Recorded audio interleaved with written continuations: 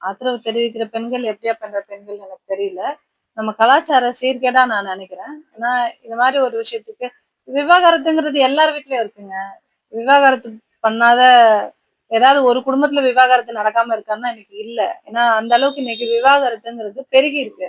அது ரொம்ப கேஷுவலான ஒரு விஷயம். இன்னைக்கு ஒரு திருமண வாழ்க்கையே எனக்கு பிடிக்கல அப்படின்னா விவாகரத்து செஞ்சுட்டு இன்னொரு மன வாழ்க்கைக்கு ரெடி ஆகுறதுங்கிறத யாருமே இன்னைக்கு தப்பா பார்க்கல. எல்லாம் பழைய காலத்துல இல்ல.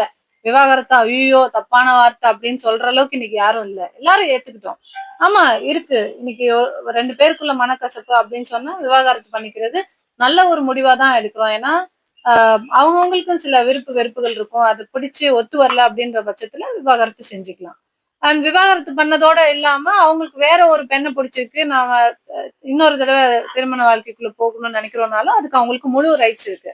அதையும் இன்னைக்கு நம்ம நாட்டுல யாரும் தப்பா பாக்குறது இல்ல. இரண்டாவது திருமணமா ஐயோ இதெல்லாம் தப்பு அப்படிலாம் யாரும் கேட்கறது கிடையாது.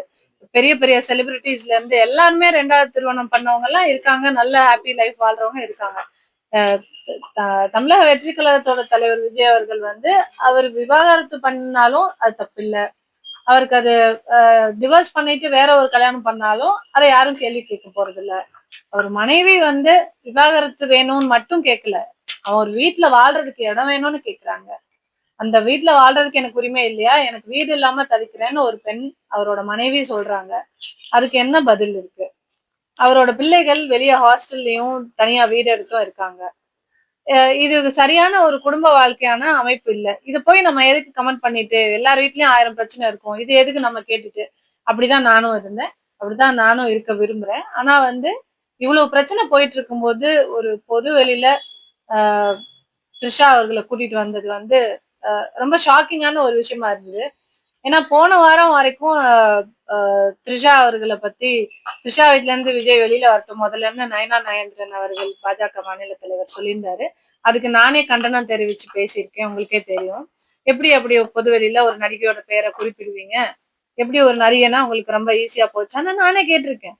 எல்லாரும் அப்படிதான் கேட்போம். அது எப்படி அவர் அப்படி சொல்லுவாரு? ஏன் விஜய் அவர்களை பத்தி இப்படி சொல்லணும்? அவதூறு. ஒரு நடிகையோட பேரை இப்படி சொல்லிடலாமா ஈஸியா அப்படின்னு எல்லாரும் பேசிக்கிட்டதுதான். ஓகே, அவரே மன்னிப்பு கூட கேட்டுட்டாரு.